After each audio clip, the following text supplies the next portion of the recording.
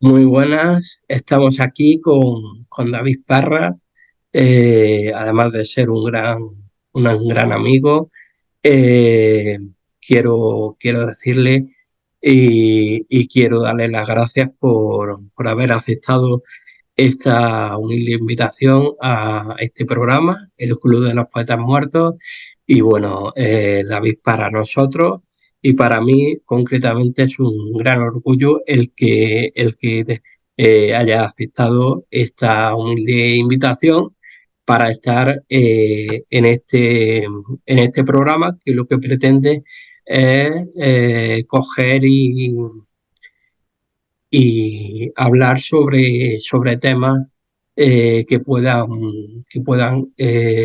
importar y, bueno, que la gente amplíe los conocimientos que existen sobre ciertas temáticas. Es un privilegio, como te acabo de decir, y bueno, David, un placer poder contar contigo en el día de hoy. Antonio, para mí es un gusto poder estar contigo, ¿no? Con tu público, ¿no? Aquí en el programa Club de los Poetas Muertos, agradeciéndote una vez más a nombre de toda la comunidad de fonoaudiólogos, de logopedas a nivel internacional, que de una u otra manera estás contribuyendo, ¿no? Al conocimiento especializado. Si bien es cierto, conversábamos minutos previos, ¿no? Con respecto a cómo es este tema de la difusión, que dicho sea de paso, tanto en Sudamérica como en parte de Europa, no se conoce mucho, ¿no? De esta especialidad, entre comillas, nueva relativamente, ¿no? Como es en este caso la logopedia, ¿no? Y sus campos de actuación y de intervención y de especialización, y entre ellas la motricidad orofacial, que vamos a conversar un poco más sobre ese tema. Te agradezco infinitamente, ¿no? Y bueno, salimos de aquí, de Granada para el mundo. Pues bueno, como tú bien has dicho, vamos a hablar sobre motricidad orofacial y entre otras cosas sobre las secuelas de el COVID-19. ¿Y qué podemos decir de David Parr?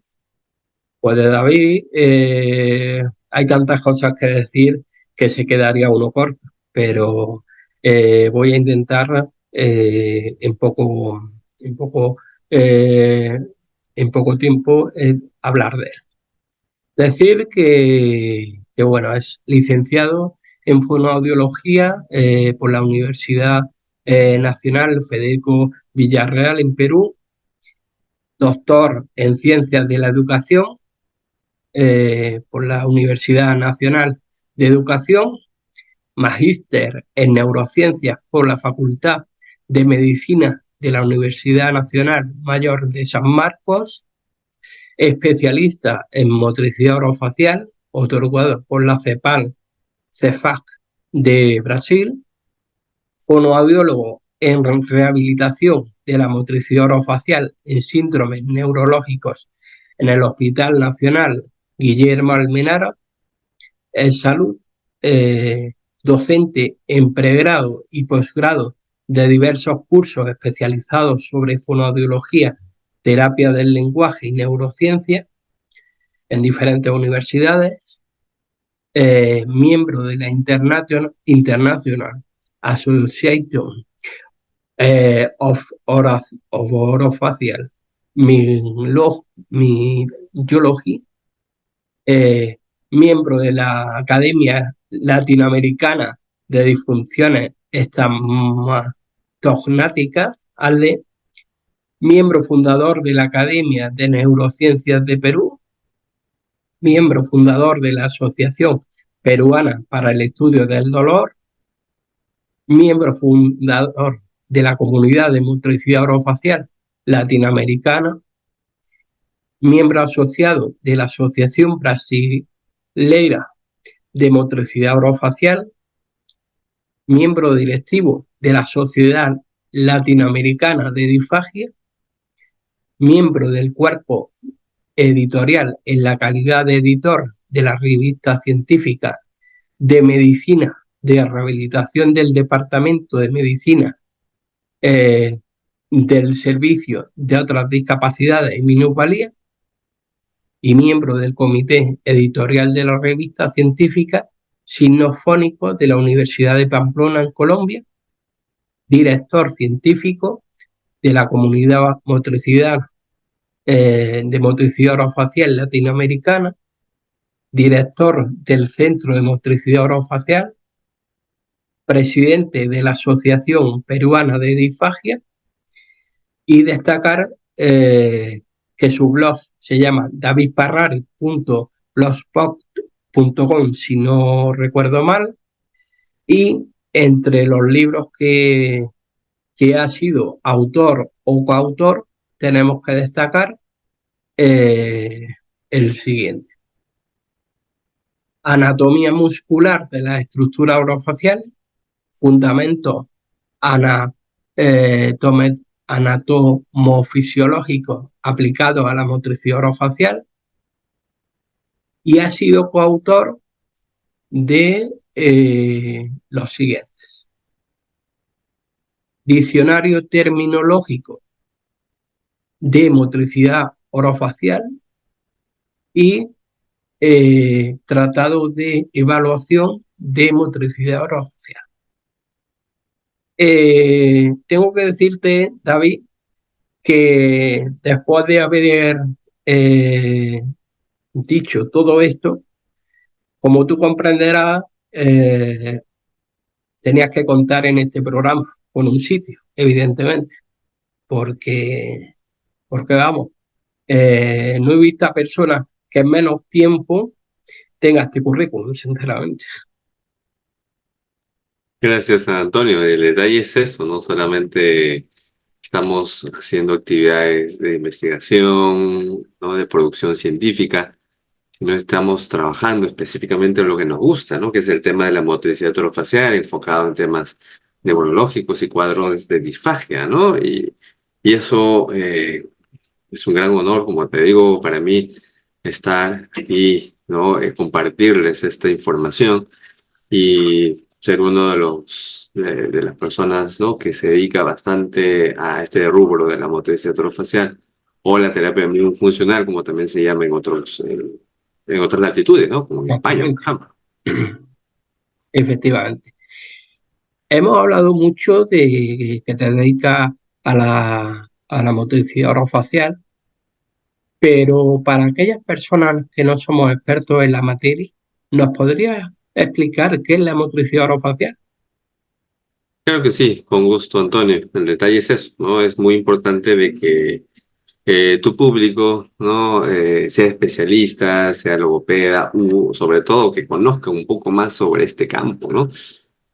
Si bien es cierto, es más conocido el tema de la logopedia, la terapia de lenguaje o la fonoaudiología a nivel internacional. Si bien es cierto, se encarga, ¿no? De todos los componentes específicos del proceso de comunicación y lenguaje, ¿no? Tanto comprensivo, expresivo y todo lo demás.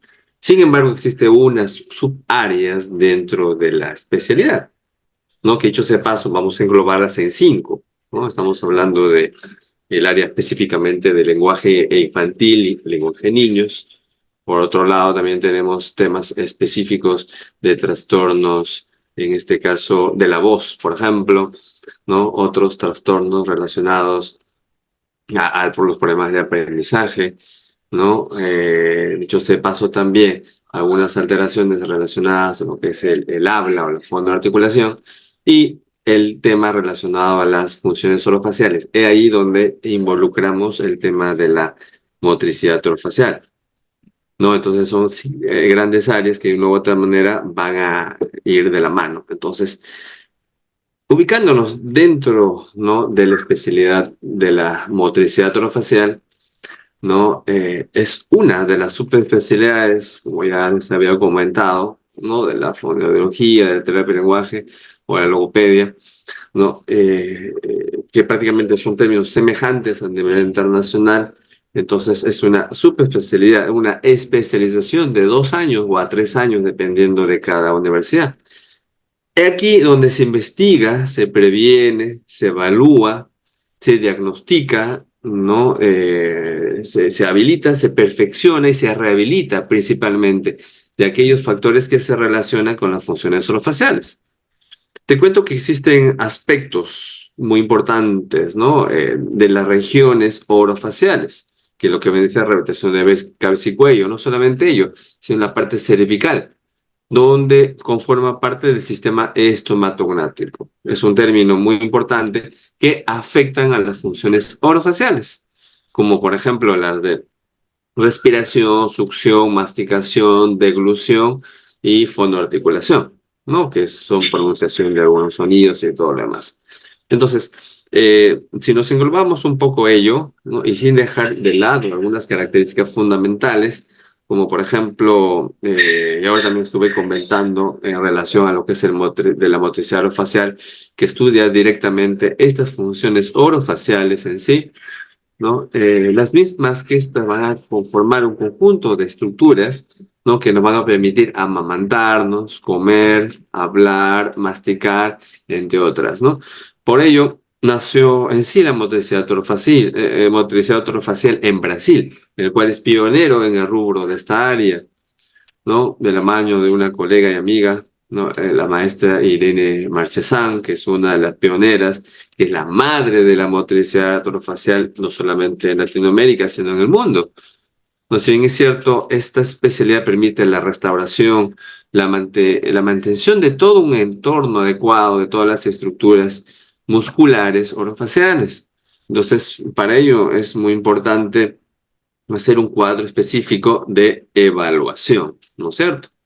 Entonces, esto prácticamente nos engloba a tener conceptos específicos, ¿no? Y englobarnos prácticamente en algo más específico, ¿no? Que es la motricidad orofacial, también lo mencioné, que es la terapia miofuncional, como llamamos en otros países también, que también suelen ser sinónimos, ¿no? Y en Argentina también denominan fonoestomatología. ¿Por qué? Porque va relacionada muchas veces con la característica de dientes y tenemos que trabajar con equipos multidisciplinarios, ¿verdad? Efectivamente. ¿Cómo es la evaluación, hecho que tú has comentado antes, cómo se produce la evaluación en la motricidad orofacial? Bueno, esta es una evaluación especializada, no específica, ¿no? Para luego posteriorizar a hacer un tratamiento especializado, ¿no? Lo que nos permite reconstituir y o rehabilitar las funciones orofaciales que se relacionan directamente a los grupos musculares. Entonces, para esto es muy importante hacer, por ejemplo, un proceso de información, verificar cuáles son las características, el entorno, ¿no? Donde está desempeñándose estos factores, ¿no? Es muy importante también categorizar el problema, ¿no? Ver cómo son las características para buscar un buen nivel de planeamiento e intervención posterior. Entonces, todo esto se tiene que hacer de acuerdo a la persona en el cual va a hacer este tipo de trabajo, ¿no? Entonces, para buscar y caracterizar estos componentes, cabe mencionar, ¿no? Que existen unos criterios específicos para considerar un adecuado nivel de evaluación dentro de motricidad orofacial. Por ejemplo, los objetivos de evaluación, ¿no? Es una característica muy importante que nos va a determinar el para qué evaluar, ¿no? Otro ítem es qué se está evaluando. Entonces, esto nos permite conocer cuáles son los contenidos específicos de la evaluación. Y esto a su vez va a hacer referencia a un cuadro marcado, ¿no? A un tema teórico o terminológico, ¿no? Para poder identificar ciertas características y alteraciones, ¿no? Que se evidencien directamente dentro de lo que sería para tener un buen diagnóstico. ¿Y cómo evaluamos? A través de diferentes estrategias, procedimientos, métodos específicos, ¿no? Que nos permiten identificar los patrones específicos o alteraciones que se pueden evidenciar. Entonces, esto prácticamente nos viene a la mente protocolos establecidos y estandarizados, ¿no? De motricidad orofacial, como el MBGR, ¿no? Que ha sido diseñado en Brasil, por ejemplo. Luego tenemos el MIOFE, ¿no? Y también otros test muy importantes, ¿no? Que en algún momento hemos podido realizar aquí en Perú para Latinoamérica y el mundo, ¿no? Que es la evaluación de motricidad orofacial, que dicho sea de paso, empezó a hacerse, de a poco se empieza a validarse, ¿no? Y es muy importante para seguir promoviendo investigación a futuro de cómo poder hacer un adecuado nivel de evaluación. Ujú. ¿Qué te parece, Antonio? Hay mucha Me, información al respecto. me parece estupendo porque va a ser una información muy interesante para aquellas personas que nos están escuchando y que las puedan poner en funcionamiento, toda esta información. ¿Qué da inicio a la motricidad orofacial contemporánea? A ver, el detalle es eso, no tenemos que poner una línea en el tiempo, ¿no? En el sentido de que cómo ha ido evolucionando el tema de estos criterios, tanto de evaluación, diagnósticos, principalmente el tratamiento orofacial fundamental. Y esto prácticamente viene ya de los años 1995 a 98, ¿no? En el cual, como les comenté, la pionera en estos campos, que es Irene Marchesa, empezó a hacer investigaciones con el trabajo de equipo multidisciplinario, ¿no? Como influye, por ejemplo, los hábitos de succión en el habla, entre otras cosas que eran muy importantes en el tiempo, ¿no? Y tanto es así que en el 2011, ¿no? Posteriormente a realizar la evaluación, tenemos conocimientos específicos de algunos criterios, ¿no? Y estos criterios, no, ya desde el año 2011, por ejemplo, en donde tuve el privilegio, ¿no? de compartir con Franklin y hacer nuestra primera referencia bibliográfica en conjunto, que es lo que mencionabas, ¿no? Que es Efectivamente. el diccionario terminológico motricidad orofacial. Y esto nos ha permitido juntar ciertas experiencias, ciertas terminologías que ha durado durante 4 años este trabajo, ¿no? Y esto nos ha permitido desarrollar esta referencia bibliográfica que consta de 2000, más de 2000 vocablos, ¿no? Terminológicos que se relaciona con el sistema estomatognático y áreas afines. La finalidad de esta importante obra contemporánea, ¿no? que da inicio, ¿no? a la motricidad orofacial actual, ¿no? es conocer ciertas características y hablar todos en un solo idioma, ¿no? que ha sido el objetivo prácticamente de homogeneizar el uso de estas terminologías, ¿no? de estas definiciones entre otros especialistas, que es muy importante. Entre otras palabras, simplemente hablar todos en un mismo idioma, Claro, ¿no? Entonces, es es un proyecto importante, sí. claro, es un acercamiento al público de términos que en algunos casos serán desconocidos para la gran mayoría.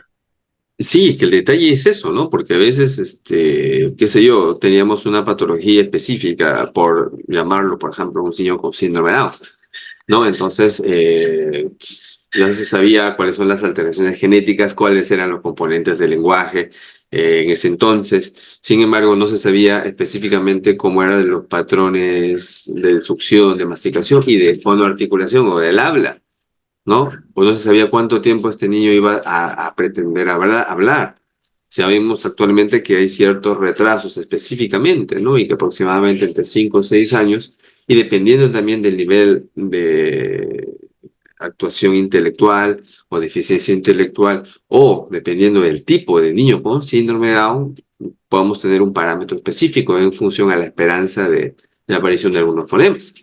Como digo, son cositas muy importantes que también cuando el niño acudía a un odontólogo, ¿no? Tenían términos especializados y que a veces nos llegaban a la práctica clínica y uno decía qué es una maloclusión, ¿no? ¿Qué es una anteriorización o una vestibularización de dientes? Entonces, como que nos quedamos ahí pensando, teníamos que buscar información en el internet y recién conocíamos ese concepto. Entonces, la idea de esto es prácticamente tener esos conceptos en un solo Un solo tratado, libro. en un Claro, solo libro, en un diccionario terminológico, para tener acceso a esta información selecta y relacionada prácticamente con otras áreas de actuación dentro de lo que es la rehabilitación de calcio y cuello, ¿no? claro. Eh, ¿Cómo se relaciona la postura mandibular con la motricidad orofacial? La postura mandibular, ¿no? Si bien es cierto, si vamos relacionándonos con respecto a lo que es el término, la terminología, ¿no? Nos está hablando de lo que es el tema de sistema estomatognático, por ejemplo, ¿no? Estoma prácticamente viene relacionado a lo que es el diente, ¿no? Y gnáteos es mandíbula. Entonces, ¿cómo esta mandíbula se relaciona directamente con estas funciones? Y ahí te paso a responder, ¿no? Entonces, por decir, si tenemos un desequilibrio en la parte inferior, por ejemplo, a nivel de los tobillos o pies, sabes que podemos tener un desequilibrio también en bases superiores, ¿no? Y para todo esto, ¿qué es una postura mandibular? Entonces, nos enfocamos a algunas características muy importantes. Dentro del perfil de esta postura mandibular, ¿no? Es identificar, ¿no? Específicamente ante la evaluación de que esta postura, ¿no? Al estar alterada, ¿no? Y nos llega a la consulta en posición echada a una camilla, por ejemplo, o sentada en silla de ruedas, o posición de pie, es muy importante observar de que este patrón de la mandíbula se encuentra elevado de tal manera que los dientes que se encuentran en no oclusión o dientes separados, ¿no? Se identifican ciertas posturas. En este caso no va a depender, no depende directamente de la competencia labial o del cierre de labios, ¿no? Que hay que tener cuidado. Entonces, esta postura mandibular se logra algunos factores, por ejemplo, factores mecánicos o factores pasivos, ¿no? Entonces, una acción específicamente, la fuerza de la gravedad, ¿no? Aquellas propiedades viscoelásticas, ¿no? Los espacios intraorales de esto, ¿no? Nos va a permitir tener este mecanismo activo en la postura mandibular. Esa es una propiedad. La siguiente propiedad o otro mecanismo son los mecanismos fisiológicos o los mecanismos activos, por ejemplo. Esto nos va a permitir manejar reflejos, por ejemplo, que pueden ser de origen periféricos o propios de la articulación temporomandibular, como por ejemplo los receptores GW1, 2 y 3, que son receptores ubicados en la articulación temporomandibular. Y de los receptores que están en el periodonto, que están prácticamente alrededor de los dientes, que son receptores específicos dentro del proceso de alimentación. Y no solamente eso, buscar la parte muscular y esquelética de este sistema orofacial, que son receptores específicos, ¿no? Que son anillos en forma de espiral, ¿no? Que prácticamente forman el uso neuromuscular que nos permite dar esta información específica. Entonces, si nos damos cuenta que son características muy importantes, ¿no? Dentro de lo que se relaciona con la postura mandibular. Y no solamente ello, estamos hablando de los propios sectores de la mucosa oral también, ¿no? Que tienen un origen neurológico central que nos va a permitir también cierta acción de motoneuronas, ¿no? Que esto va a relacionar directamente con funciones reticulares a nivel del sistema nervioso central, ¿no? Que se relaciona con la base del cráneo y también con algunas funciones de los pares craneales. Entonces, se dan cuenta, estas terminologías, ¿no? Son importantes, identificar, saber la ubicación y no solamente saber, no de que la mandíbula está descendida, sino que tenemos que saber qué alteraciones nos puede causar este descenso mandibular y sobre todo qué lo está causando, ¿no? Que estaba comentando hace un momento que son los receptores, ¿no? Y sabemos que la mandíbula se relaciona con los receptores de la mucosa, de los dientes y otras estructuras. Entonces, y a veces, ¿no? Que uno tiene una alteración en la masticación y no sabemos tal vez por qué. Tal vez la mandíbula está en Efectivamente. posición descendida o está lateralizada, o que simplemente tenemos piezas dentarias no adecuadas, ¿no? Entonces son cositas mínimas, ¿no? Que de una u otra manera nos van a relacionar a cualquier alteración postural. Y hay Claro. estudios específicos, ¿no? Como te había comentado inicialmente, que existen alteraciones tanto en tobillo como en rodilla, que al final van ascendiendo, ¿no? En cintura pélvica, cintura escapular, hombros y causar alteraciones en la articulación temporomandibular. Consecuentemente, hay un desequilibrio muscular y estructural óseo, ¿no? Que pueden causar estos problemas. Entonces, aquí ya ingresa una persona adicional del trabajo, que es el fisioterapeuta o kinesiólogo, como quieran llamarlo, ¿no? En el cual nos va a permitir buscar un buen patrón de alineamiento corporal, ¿no? Y luego nosotros trabajamos en el alineamiento específico de la mandíbula, ¿no? A través de ejercicios especializados, específicos, ¿no? Para trabajar directamente la parte, en este caso el macetero, pterygoideos internos, externos, ¿no? Encargados de la musculatura de la masticación, por ejemplo. Bueno, David, te iba a preguntar, eh, ¿cómo se debe realizar un examen clínico observacional adecuado en motricidad orofacial? Bueno, continuando con el tema, ¿no? Dentro de estas características de evaluación, podemos identificar, como mencionas, exámenes clínicos observacionales, en el cual podemos identificar, digamos, la presencia de algunas características fenotípicas, ¿no? Por ejemplo, si nos viene a la mente el niño respirador oral, ¿no? Que tiene la boquita abierta, cara alargada, presencia de ojeras, que es una característica específica, ¿no? De una respiración oral, como le comento, ¿no? Entonces, de ahí tenemos que identificar ciertas características.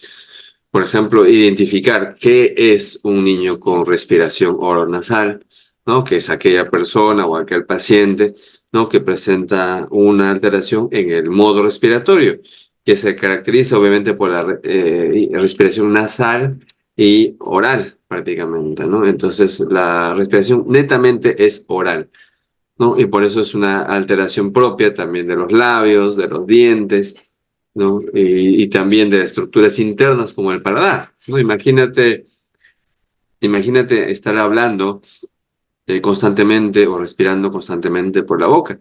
Existe, va a haber una malformación específicamente de las estructuras interorales y que esto a su vez va a causar otras alteraciones funcionales como la masticación, por ejemplo, ¿no? Entonces, si este niño tiene una imposibilidad respiratoria, ¿no? Entonces, o que tenga mayor porcentaje oral que nasal, entonces causa un problema específico por diferentes factores causales, principalmente el cuadro de adenoides. Donde te das cuenta en el trabajo público que realizas, tenemos niños con carita larga, ¿no? Y que todo el día están con la boca reseca, ¿no? Labios entrecortados, ¿no? Posiblemente sea un niño de espera oral. Y que a su vez va a tener alteraciones dentarias también, ¿no? Digo que cierre los dientes, va a haber una mordida abierta anterior, ¿no? Como que los dientes no se cierran conjuntamente. Imagínate luego decirle que no muerda algún tipo de alimento, ¿no? Entonces son características que se pueden observar. Entonces, el tema de la respiración oral se va a producir obviamente en la etapa inspiratoria de la respiración de este ciclo respiratorio, en el cual se efectúa única y exclusivamente ¿por dónde? Por la cavidad oral, ¿no? Entonces, esto es una de las características muy importantes de factores que se correlacionan directamente con la respiración oral. Entonces, son importantes observar, por ejemplo, estas características, sobre todo identificar, como comento, el factor causal. Entonces, no solamente el adenoide que dije, puede ser cuadros de alergias, ¿no? O alteración de septos nasal u otras características específicas, ¿no? Entonces, siempre recomiendo, ¿no? A mis estudiantes de pregrado como posgrado en las universidades y las especializaciones también, ¿no? Que tengan a bien poder observar a la persona o al paciente ni bien ingresa, ¿no? al, al consultorio, ¿no? Al área de trabajo. De manera que podamos ir observando cuáles son sus características peculiares, ¿no? Cómo está la forma del párpado, cómo están los labios, cómo está directamente su tipo de respiración, cómo está deglutiendo, cómo está fonando, ¿no? Entonces es muy importante realizar este cuadro de observación y no solamente, digamos, hacer, digamos, una evaluación específica dentro de un protocolo. Es muy importante observar también, hacerlo de manera espontánea. ¿Qué sé yo? Alimentación natural, ¿no? Le decimos, por ejemplo, yo tengo experiencia en niños neurológicos también, con parálisis cerebral infantil. mientras que la primera consulta es una anamnesis general, la siguiente es, digamos, un cuadro de simulación de la alimentación en forma real. Entonces le digo a la mamá del niño que traiga sus alimentos, ¿no? Tal y como le ofrece día a día, con la cuchara y utensilio correspondiente, etcétera, ¿no? Entonces veo ahí ciertas alteraciones, ¿no? Que dificultan obviamente el proceso de alimentación, tanto por la madre como él ofrece el alimento, como la recepción del niño con respecto al alimento. Entonces ahí donde empezamos a brindar ya ciertas pautas de recomendaciones, porque cerrar los labios a un niño, cambiar su patrón respiratorio, es de larga data, ¿no? Entonces, no solamente con estos patrones, tenemos el niño con síndrome de Down, alteraciones específicamente estructurales, pacientes con cáncer, ¿no? Pacientes con alteraciones estructurales desde los ojos, labios, boca, lengua, etcétera, ¿no? Entonces, todo un perfil muy importante que nos permite diagnosticar y establecer las alteraciones y correlaciones, ¿no? Desde un punto de vista observacional. Te iba a preguntar, ¿sabes? ¿Cómo se relaciona el frenillo de la lengua con la motricidad orofacial? Frenillo de la lengua, estamos hablando ahí, entrando al campo de la colega Roberta Martinelli, no sé si la ubicas, la Sí. conoces. No, es prácticamente una de las pioneras, ¿no? Que trabaja directamente con el frenillo de la lengua, que tiene su test de evaluación denominado el test de la lengüita, ¿no? Que dicho sea de paso en Brasil ya está institucionalizado, ¿no? En el cual ni bien nace el niño, no solamente le hacen las emisiones otoacústicas, sino le hacen la evaluación del frenillo de la lengua. Esperemos que esto siga fomentándose a través de los gobiernos centrales, ¿no? Y pueda permitir este tipo de evaluación, de manera que tanto los logopedas como los terapeutas de lenguaje, fonoaudiólogos, entren también en esa área clínica para poder hacer estos tipos de descartes, ¿no? Bueno, en base a tu pregunta, ¿no? Cuando vemos, ¿no? Abrimos la boca del paciente, del niño, y vemos la lengua que está fijado directamente al piso de la boca por el prendido la lengua que mencionaste. Entonces es un pliegue vertical de mucosa. Ojo, que es mucosa, no es músculo, porque siempre hubo un mito, ¿no? El cual decía, sí, a, vamos a elevar la lengua a través del elástico en la lengua, ¿no? Y se hacen ejercicios, por ejemplo, con el bajalengua o del depresor, tratando de elongar ese freno de la lengua para que la lengua, o para que la punta de la lengua eleve, ¿no? Hacia la parte superior o tocar los incisivos superiores para la producción de algunos fonemas, ¿no? Pero ya desde el año 2015, 2016 se ha demostrado de que este frenillo no es elástico.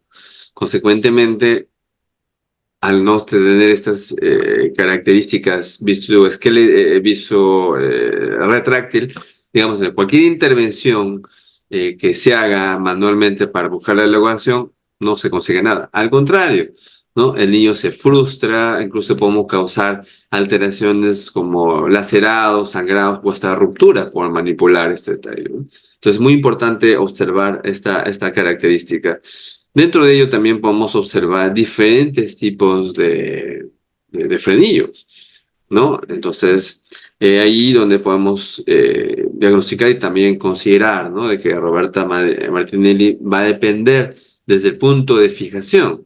Por ejemplo, si tenemos un frenillo tipo corto, en el cual prácticamente se define, ¿no? De que el tamaño va a ser menor de lo esperado, como tal, aunque se muestre fijado correctamente, que es en la parte media de la lengua, ¿no? Se puede presentar corto, ¿no? O hipertrófico, ¿no? O grueso directamente, ¿no? Relativamente pequeño. Entonces, al observar estas lengüitas, se ve un impedimento o una dificultad para hacerle movimientos de forma aislada a la lengua. Y sobre todo para realizar funciones orofaciales, la de succión, masticación y principalmente la fonoarticulación, ¿no? Cuando ves un niño un poquito mayor. Entonces, son tipos de frenillo muy importantes que se observa, ¿no? Por otro lado, tenemos, aparte del frenillo corto, tenemos el frenillo con fijación anteriorizada. Aquí vemos que el tamaño prácticamente es normal, que está fijado en cualquier parte de la mitad del anterior de la lengua. Muchas veces se fija, ¿no? En la parte más anterior. En algunos casos, obviamente, va a dificultar en la pronunciación de aquellos sonidos, ¿no? La articulación de algunos sonidos. Por ejemplo, la vibrante simple, las vibrantes múltiples, las róticas, ¿no? O interdentales como la TD y algunos alveolares, como la L, etcétera, ¿no? Entonces, también se puede dominar en algunas referencias como frenillo largo o frenillo alargado también le denominan, ¿no? Entonces, eso es la presentación con frenillo anteriorizado. Luego tenemos una mixta, ¿no? Digamos que es un corto con una fijación anteriorizada. Estos tipos de frenillos lo caracterizó Irene Marchesán, también, ¿no? Con Roberto Martinelli del año 2012 aproximadamente, el cual nos permite hacer una observación específica y la ausculta como tal, no, que dicho sea paso, ahora se puede aplicar a través del freno de la lengua o el test de la lengüita o la tengüilla, que es lo que hemos estado comentando, ¿no? Entonces, esta evaluación es del 2018, miren, ¿no? Y que tanto camino ha recorrido que ahora es una ley específica, ¿no? Que nos permite trabajar para hacer screening neonatal y poder determinar y prevenir algún tipo de alteración, ¿no? Realizando frenotomías de manera inmediata o frenectomías, ¿no? En niños un poquito más grandes, que también son terminologías específicas dentro de la motricidad orofacial, ¿no? Entre ambas características. Entonces, dentro de lo que es el frenillo corto, con fijación anteriorizada, ¿no? También podemos encontrar de que existe una mezcla de ambos, ¿no? Entonces va a tener dificultades también para realizar algunos movimientos y es típico exclusivamente para realizar la típica frenectomía, ¿no? En niños un poquito más grandes. Entonces, tanto el corto con fijación anterior se puede realizar algún tipo de tratamiento logopédico o neurológico o terapia de lenguaje, ¿no? Mientras que en el mixto o en el corto o implantación anteriorizada, además de la anquiloglosia, no vamos a poder hacer nada. Entonces, consecuentemente, aquí se hace referencia directamente a una intervención quirúrgica, ¿no? A hacer una frenectomía. Entonces, son características muy importantes, ¿no? Que produce directamente un patrón importante, ¿no? Que vemos muchas veces lenguas que están atadas al piso y ahí va a tener dificultad específicamente, ¿no? Limitando actividades, ¿no? Sobre masticación, deglución o eh, patrones específicos de la fondoarticulación, como las anquiloglosias, ¿no? Que es un patrón limitante, ¿no? Ocasionado por el frenillo de la lengua que está fijado en la parte del piso de la lengua, ¿no? Entonces, se repite que aquí la única manera de solucionar este problema es netamente quirúrgico. Se ha dado cuenta, ¿no? Cómo ha ido evolucionando los patrones de tratamiento, de diagnóstico y sobre todo de derivación. Ya no se manda al logopeda a cualquier tipo de frenillo, ¿no? Porque sabemos que no se va a poder hacer mucho de que digamos, ¿no? Entonces, depende del criterio específico, ¿no? Se manda a hacer una intervención quirúrgica o tratamiento específico, ¿no? ¿Ok? Entonces, eso es más o menos el trabajo que se realiza con la relación entre el frenillo con la motricidad orofacial. Centrándonos en la pandemia del COVID y luego en el post-COVID, me gustaría preguntarte cuál es el rol del logopeda especialista en la motricidad orofacial en usuarios de alta clínica post-COVID-19. Te cuento que ese es el capítulo 3 del libro, ¿no? Que Efectivamente, y justo te habla, iba a comentar, ¿no? Que tenemos eh, una sorpresa para el final, ¿no? efectivamente, Cual comentaros que, bueno, ya estaríamos comentándole un momento más. Bueno, vas a responder tu pregunta, ¿no? Si bien es sí, y cierto, ahora ya hablamos del libro concretamente. sí, sí, sí. Menciona, ¿no? De que obviamente tenemos pacientes, hemos atendido a pacientes con un grupo de colegas especialistas en cada uno de nuestros respectivos rubros, ¿no? Entre ellos el tema disfagia, ¿no? Que es alteración específicamente en el proceso de la deglución, ¿no? Que dicho sea de paso ha sido un factor eh, predisponente o consecuente también, ¿no? De alteraciones post-COVID. Es allí que prácticamente entra a tallar el tema de la motricidad orofacial, ¿no? Entonces, si bien es cierto, ya sabíamos, ¿no? De que esta enfermedad del COVID-19, ¿no? Prácticamente ha sido una pandemia, ¿no? Que ha durado muchísimo tiempo y que esta característica es como una gripe prácticamente bastante fuerte, ¿no? Que han sido hospitalizados muchas veces por alteraciones musculares o fatigas, ¿no?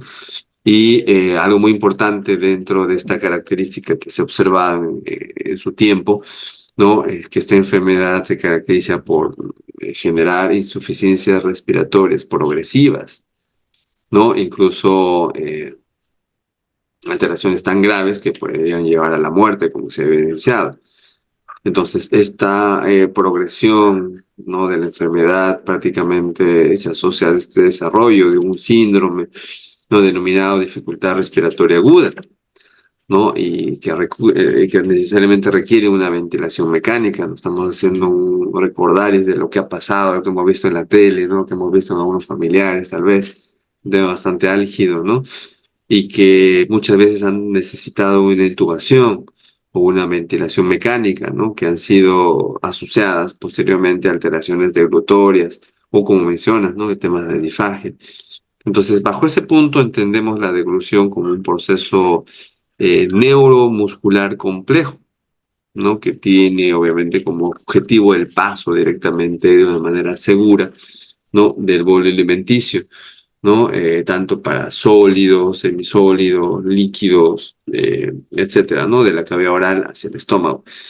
Entonces, nos hemos puesto a revisar en las referencias bibliográficas y hemos observado gran parte de los pacientes que corroboraban esta información, ¿no? Que si existe una intubación prolongada, también va a existir presencia de disfagia post-intubación. Entonces, investigaciones, ¿no? Que se han llevado en ese momento, que han sido recientes, ¿no? Señalan una serie de secuelas, ¿no? Existentes posterior a la intubación. Una de ellas es la disfagia, ¿no? Que han sido diagnosticadas en pacientes, como mencionas, ¿no? Usuarios post el alta después de recuperarse el COVID, valga decir, secuelas de post-COVID. Entonces, el objetivo prácticamente del fonoaudiólogo, del logopeda, especialista en motricidad orofacial, de este campo de actuación, es prácticamente realizar los soportes respiratorios y patrones específicos de rehabilitación en cuadro de disfagia. Porque si bien es cierto, no existen trastornos deglutorios, ¿no? Que se asocian prácticamente con un mayor riesgo de aspiración. No solamente eso, que pues sabemos si tenemos un riesgo de aspiración, pues podemos causar una neumonía, ¿no? Pasando, dicho sea de paso, por un retraso de la alimentación oral, desnutrición y obviamente la disminución de la calidad de vida.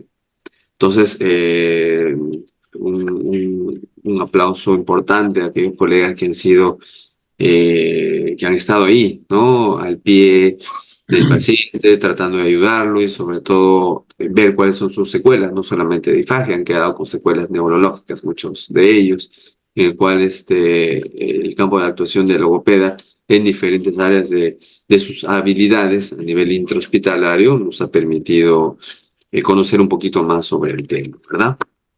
Efectivamente. Bueno, quería que nos comentara David bueno, ha sacado o ha sido coautor de un libro llamado La evaluación e intervención en motricidad orofacial, secuelas con COVID-19. ¿Nos podrías comentar un poquito cómo surgió Claro que el sí. escribir este libro? ¿Cómo fue esa experiencia? Te cuento que aquí lo tengo. Efectivamente, Aquí está, lo tengo eh, en mis manos. Es exactamente. una referencia muy, muy actual prácticamente, ¿no? Que ha salido a la luz en noviembre del año pasado, ¿no? Iba a salir un poquito antes, pero el detalle que el editorial no se tuvo que hacer algunos arreglos y más detalles, sabes cómo es este detalle, pero salió a la luz, ¿no? En el cual prácticamente doy un agradecimiento público, ¿no? La editorial Giunti EOS, ¿no? En su colección de lenguaje, comunicación y logopedia, que sigue apostando directamente con nuestra autoría, ¿no? Fomentando, ¿no? De que pueden adquirirlo ya desde su página de internet, ¿no? Yunti.eos.es o directamente a través de las redes sociales, ¿no? Este librito ha sido realizado por una serie de colegas, ¿no? A nivel latinoamericano y a nivel internacional, como Ana Ilse Árraga, que es una fonoaudióloga de, de Venezuela, Andrés Sanzana, el cual ha sido coautor del libro, ¿no? Es un colega de Chile, ¿no? Que está radicando en Perú, Angélica Lizarazu, que es de Colombia, ¿no? Belén Briceño también, de la Universidad de Chile, ¿no? Elida Constanza, ¿no? Que es de la Universidad Católica de Manizales en Colombia, también. Tenemos a Rosana Cristina Boni, que es una fonoaudióloga brasilera, ¿no? De la Universidad Católica de Campiñas, Rodrigo Tobar, que es fonoaudiólogo de la Universidad de Chile, Tania Talavera, que es una colega, ¿no? De la Universidad Católica Paraguay. de Paraguay, Asunción, Paraguay, claro Exacto. que sí, ¿no? Sí, Cada sí. uno brindando un tipo de trabajo especializado durante esa área y nos permite saber cómo ha sido su evaluación, cuál ha sido su campo de actuación y su intervención. Entonces, este libro nace ante la necesidad de conocer prácticamente el actuar, ¿no? De los logopedas, fonoaudiólogos y terapeutas del lenguaje ante estas secuelas que han dejado a los sobrevivientes, ¿no? Que han sido causadas por el COVID-19. Que dicho sea de paso, pues, te lo repito nuevamente, ¿no? Que tiene una predilección por el árbol respiratorio, ¿no? Y que agrava prácticamente al paciente, causando daños multiorgánicos, como te había comentado inicialmente. Entonces, este cuadro de alteración en intubación cae como cuadro una alteración específicamente del edifaje, como te comenté, y no solamente ello, alteraciones de la voz, alteraciones directamente de la lactancia en niños, alteraciones cognitivas y o sensoriales, como la afectación del gusto, del sabor, entre otras secuelas, que nosotros como logopedas o como neurólogos estamos encargados del proceso de rehabilitación y de evaluación. Y ahí donde nos menciona en el libro, ¿no? Cómo se puede hacer la intervención, la evaluación de estas características, ¿no? Consecuentemente, la relevancia de estas secuelas, ¿no? Que han existido en aquellos pacientes, ¿no? Nos permite visualizar, ¿no? Y tener a la mira qué hacer ante futuros virus pandémicos, ¿no? En el cual nos permite compartir y difundir el papel específicamente del fonoaudiólogo, logopeda, terapeuta de lenguaje especialista en motricidad orofacial, que a través de sus actividades, ¿no? De su área de actuación, como nos permitió o nos permite investigar, ¿no? Prevenir, evaluar, ¿no? Desarrollar ciertas habilidades, perfeccionar y sobre todo hacer la rehabilitación de estos trastornos, ¿no? Que han sido adquiridos, que dañan prácticamente el sistema miofuncional orofacial y hasta cervical. Como vuelvo a repetir, que son las funciones orofaciales de succión, masticación, deglución, respiración, el cual cobra mucha importancia o ha cobrado mucha importancia en estos temas, ¿no? Entonces, por ese motivo, ¿no? Se realizó esta obra sin precedentes, ¿no? Que prácticamente es relacionado para colegas especialistas y para los no especialistas también, para que sepan cómo es la labor, ¿no? Cómo poder difundir este campo de actuación, ¿no? Donde nos permite prácticamente conocer la evaluación y sobre todo el abordaje a través de la evidencia científica que hubo en el momento, ¿no? Y no solamente ello, sino la experiencia aplicada de cada uno de los colegas, ¿no? Que han sido partícipes de los capítulos, ¿no? Y sobre todo siempre enfocados desde el punto de vista de motricidad orofacial, porque son especialistas en motricidad orofacial que han sido realizados esta obra, ¿no? Que prácticamente abarcan, ¿no? Desde la fisiopatología de la enfermedad y sus alteraciones, ¿no? Que han sido relacionadas, ¿no? Con aquella persona post-infección del virus, ¿no? Cómo es su abordaje, su intervención, ¿no? Adecuados directamente por el especialista, ¿no? Hasta permitir la recuperación de sus funciones orofaciales, ¿no? Y dicho sea de paso, mejorar, ¿qué cosa? Su calidad de vida. Entonces, los invito desde ya a poder adquirirlos en la página web, ¿no? Para que les llegue directamente a sus domicilios, ¿no? Hacen delivery para que puedan obtenerlo, sino ir directamente a la editorial o algunas bibliotecas públicas especializadas, ¿no? Sería un honor para mí que ustedes los tengan en sus bibliotecas o puedan leernos un poco más sobre esta obra, ¿no? Es un libro muy importante que tiene prácticamente algo de 320 páginas, ¿no? De información selecta e importante que nos permite conocer un poquito más el campo de actuación del logopeda, ¿no? ¿Qué te parece, Antonio? En algún Muy momento bien. vas a tener que Y, llevarlo y te lo vas a llevar y lo vas a tener sí, en tu sí, sí. biblioteca. Además, totalmente actualizado cuál fue la actuación de los logopedas y muy, muy interesante. Y Te cuento para un poquito con respecto a lo que es el índice, ¿no? Para que más o menos sepamos ahí cuáles son las características de los capítulos, ¿no? El capítulo 1, hablamos sobre la fisiopatología del COVID, ¿no? Enfoque logopédico en motricidad orofacial. Capítulo 2, la implicación de la lactancia materna, ¿no? En el contexto COVID. El capítulo 3, que hemos hecho una mención importante, que es el rol del fonoaudiólogo, logopeda, especialista en motricidad orofacial en el tratamiento de la disfagia. El capítulo 4, Tania Catalavera nos habla sobre la voz en el contexto de pandemia COVID-19, cómo ha sido la evaluación, etcétera, ¿no? Angélica Lizarazu, la evaluación del tratamiento de la disfagia en COVID-19, ¿no? Lida Constanza, el abordaje de la motricidad orofacial en relación funcional del olfato y del gusto. Mira tú. Y interesante. Rodrigo Tobar, con el capítulo 7, ¿no? La intervención en motricidad orofacial en pacientes con traqueostomía y sonda nasogástrica. Bastante información, muchas referencias y sobre todo basado en evidencias, amigo. Una, una buena lectura que además va a servir para saber cuáles han sido las posibles consecuencias que nos ha traído en los pacientes esta pandemia. Y no solamente ello, ¿no? Esto es útil a la actualidad, porque dicho Claro, sea de paso, tenemos casos que son virales y que van asociados a otras afecciones, ¿no? Tanto respiratorias en la lactancia. Entonces, se ha hecho una planificación, una evaluación específicamente y la forma de cómo abordar. Y quién sabe, Dios más adelante nos manden otra situación semejante viral, entonces ya estamos preparados y prevenidos de cómo poder efectivamente, hacer actuación específica en estas áreas, ¿no? efectivamente. Te iba a preguntar, David, ¿una persona que ha pasado el COVID puede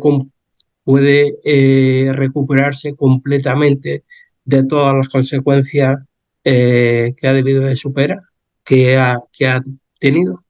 Sí, sí, sí, bueno, en su gran mayoría, ¿no? El detalle es de que el proceso de intubación prolongada, ¿no? Causa, digamos, algún tipo de estrechamiento o estenosis a nivel de tráquea. Consecuentemente sabemos, ¿no? De que si hay una limitación en la luz de los anillos traqueales, no vamos a poder respirar. Entonces la única manera de hacerlo es a través de una traqueostomía, que es un huequito aquí que está prácticamente, que nos permite respirar. Entonces, es un trabajo en conjunto, ¿no? Con lo de cabeza y cuello, los otorrinos, en el cual verificamos nosotros cuál es su patrón específico con respecto al proceso de glutorio, al de alimentación, de masticación y principalmente la fonación, porque directamente está relacionada con la laringe, ¿no? Entonces, buscar la mejor calidad de rehabilitación, ¿no? Mientras se busque algún tipo de paliativo, ¿no? Relacionado a los granulomas que salen directamente en la parte interna que ocluyen el proceso respiratorio. Y ahí donde yo diría que es el factor más complejo de poder llegar, digamos, a una rehabilitación total del paciente, ¿no? Como dicho sea de paso, hay algunos que sí, ¿no? No han tenido estas ulceraciones a nivel de tráquea, que fácilmente han sido intubados, postintubados, han quedado con ciertas secuelas que se han podido recuperar después del tratamiento. Como le digo, eso va a depender también de cada, de cada persona, ¿no? De cada característica, de qué tan complicado ha sido su patrón, qué tanto tiempo estuvo hospitalizado. Es una serie de variantes y factores, ¿no? Que se correlacionan con estos factores. Pues David, decirte que ha sido un privilegio que haber contado contigo en este programa y que aceptara esta humilde invitación y darte las gracias por todo, por toda tu atención y por dedicarnos este ratito en tu apretada agenda que sabemos que tienes y casi un verdadero privilegio contar contigo en el día de hoy. Antonio, para mí ha sido un placer, un privilegio también estar con todos ustedes y con tu amplia audiencia, que dicho sea de paso, te agradezco, ¿no? Te lo dije al inicio, te lo repito ahora, ¿no?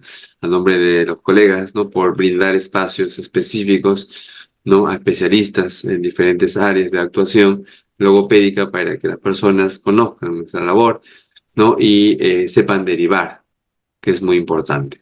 ¿Sí? Y que hagamos un trabajo en equipo multidisciplinario y aquellas personas que ya nos siguen o te siguen prácticamente no corroboren la información y sepan qué hacer ante cualquier circunstancia relacionada con las alteraciones de la comunicación y de la motricidad orofacial.